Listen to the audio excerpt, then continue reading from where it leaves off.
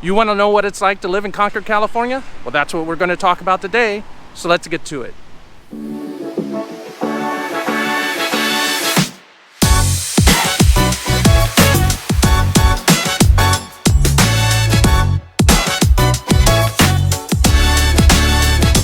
Welcome to the Thriving in the San Francisco East Bay channel. I'm Rich Fleming, your local realtor, and I'm here to teach you everything you need to know about living, working, playing, sleeping, eating. You know the drill in the San Francisco East Bay. I get a ton of people who reach out to me with questions about what it's like to live here, how to transition here, what they need to know before they get here. And I absolutely love it. That is why I do these videos. So if you've got questions, you know what to do. Drop me a text, give me a call, send me an email. Because when it comes to helping you transition to the San Francisco East Bay, I got your back. Now in today's video, we're going to talk about Concord, California, and what it's like to live here and some different parts of Concord, California. So let's start where I always do start. Where can you find Concord on a map? Well, if you go to a map of the San Francisco East Bay, you start in Oakland, and you drive on Highway 24 about 15 to 20 miles northeast of Oakland, you will arrive at Concord. Concord is a city with a population of about 125,000 people spread out over about 30.5 square miles. So that gives it a population density of about 4,100 people per square mile. So I'm in the downtown area of Concord, and I'm in the essentially the central park of the downtown area. This is called Todos Santos Park. Kind of give you a pan around, and this is where a lot of the civic activities in Concord do happen. They have on Friday nights, at least before the pandemic, and judging from what's going on around here, I'm assuming they're bringing it back. Friday nights they have, during the summers, they have bands here, food trucks, people selling individual items like jewelry and all kinds of things. It's a great family environment around here in the evening, so it's a great area to be in. Concord was founded, actually, I believe it's in 1869, and it was incorporated, became an official city, I believe, in 1905. So it has been around for quite a while, especially in comparison to some of the other cities, such as Pleasant Hill, which I think incorporated in the 1960s. Now let's talk about transportation in Concord. Concord does have pretty good transportation as a whole, but the access to that transportation can vary dramatically depending on what part of Concord you live in. So Concord does have two BART stations, the Concord BART station and the North Concord BART station. It has access to freeways, Highway 4, Highway 242, and Highway 680. And those kind of merge into essentially Highway 680 if you're heading towards San Francisco and Oakland.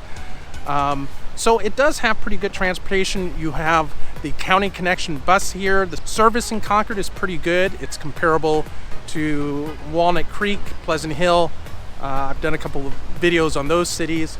The transportation is good, but once again, there are certain parts of Concord where your access to the freeway and your access to the public transportation is not going to be as good as other parts of the city. And I'll talk about that in a little while. So let's talk about shopping, dining, things like that. So Concord is a pretty big city, pretty big suburb, and it does have a lot of dining options, opportunities. I will say that most of the shopping and dining opportunities tend to be either in the downtown area, which I'm in right now, or on the western side of the city.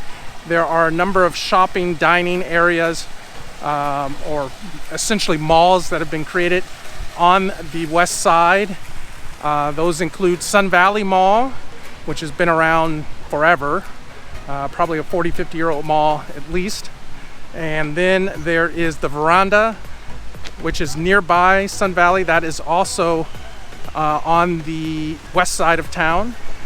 And the Willows, which is right next to the Veranda. So Most of the shopping, dining opportunities are really concentrated on one half of town.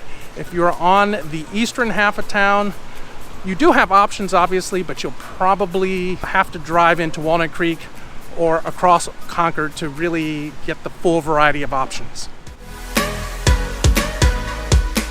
So let's talk about housing here in Concord. Now, the great thing about Concord is that it has a very wide variety of housing, everything from small apartments, older homes with a lot of charm and character that are around 100 years old, to much larger, more modern homes, 5-6 bedrooms, 2,500, 3,500 square feet. It really just depends on what you want, but there's a little bit of everything in Concord.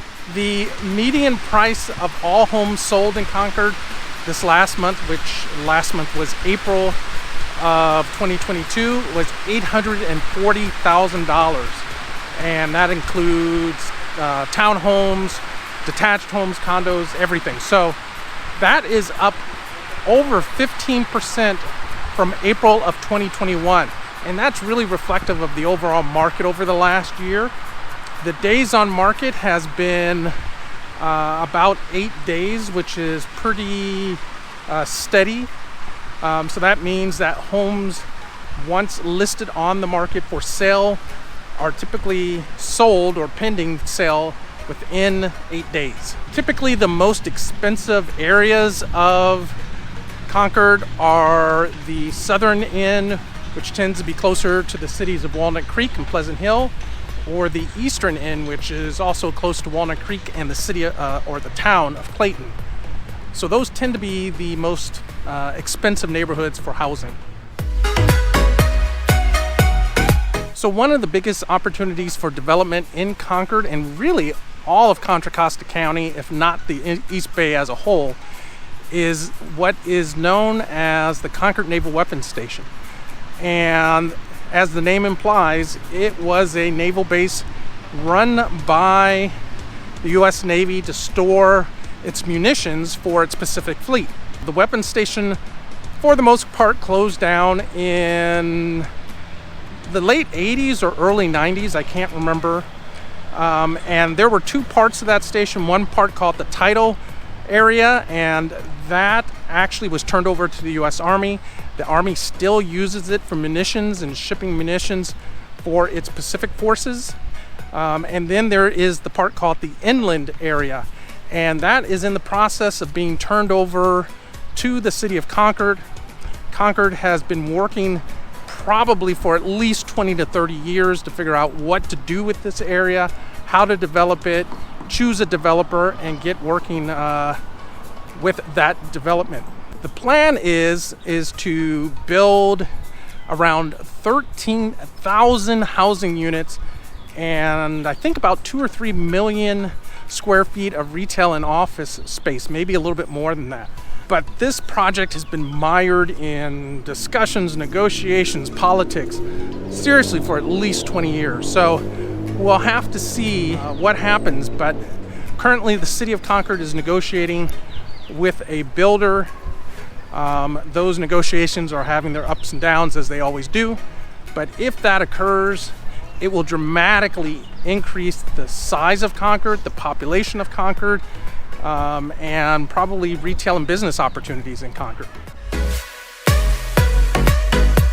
So as far as education is concerned here in Concord, the entire city of Concord is covered by the Mount Diablo Unified School District for public education for K through 12.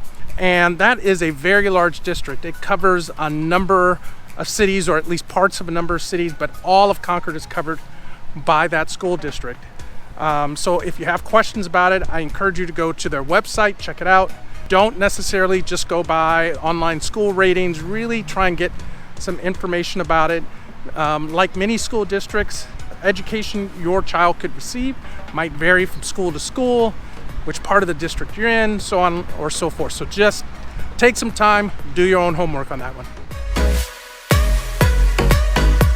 So let's talk about commerce, job opportunities here in Concord. And for lack of a better description, Concord is primarily a bedroom community. It doesn't have a ton of large employers.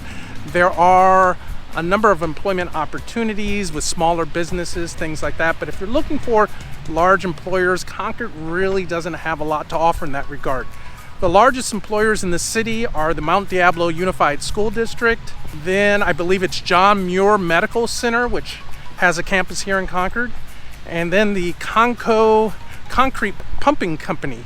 And they operate, I don't know if you've ever seen them, the concrete pumping trucks. So when they're trying to move concrete from the street, maybe 50, 100 feet in, pour a foundation, there are special trucks that are used to do that. And one of the major companies in the Bay Area that does that is located here. But if you're looking for a lot of tech opportunities, a lot of financial services opportunities, things like that, you're really probably going to have to commute into San Francisco. So what are some of the pros and cons of living in Concord?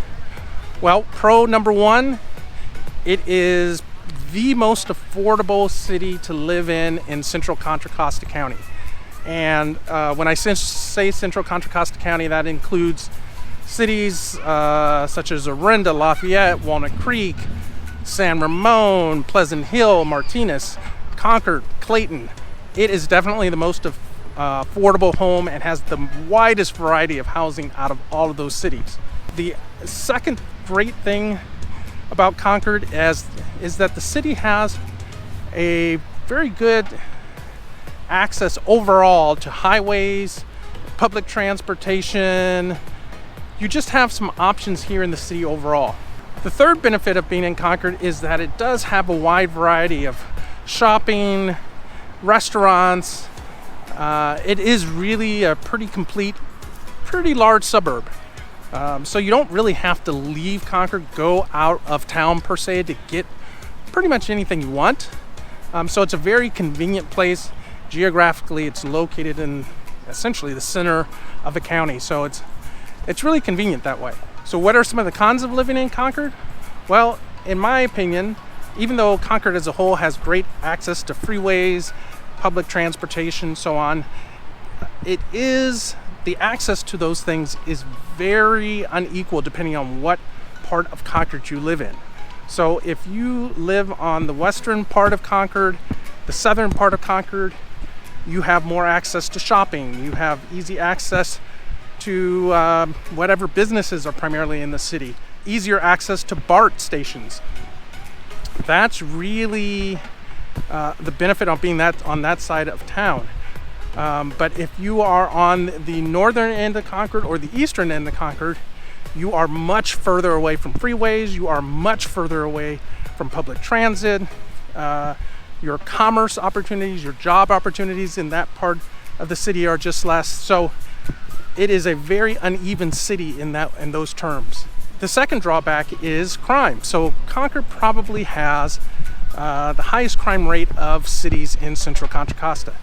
And let me put that into context. It's all relative, right? Most of the crime that occurs here in Concord is really property crime.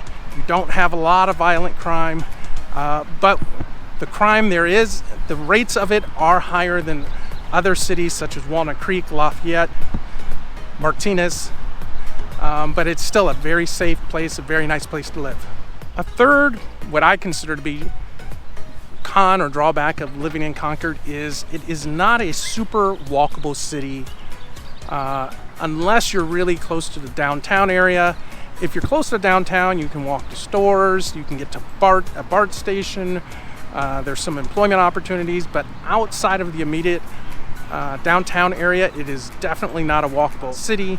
Bus service is pretty good by suburban standards, but you really do need a car to pretty much do anything in most of Concord. So that's a quick summary of what it's like to live in Concord, California, the great things, some of the drawbacks of being here. Overall, great city, especially given the affordability of housing, and that is always a big challenge in the Bay Area. So if you have any questions about Concord or any of the other parts of the San Francisco East Bay, you know what to do. Give me a call, send me a text, drop me an email, because when it comes to helping you transition to the San Francisco East Bay, I got your back.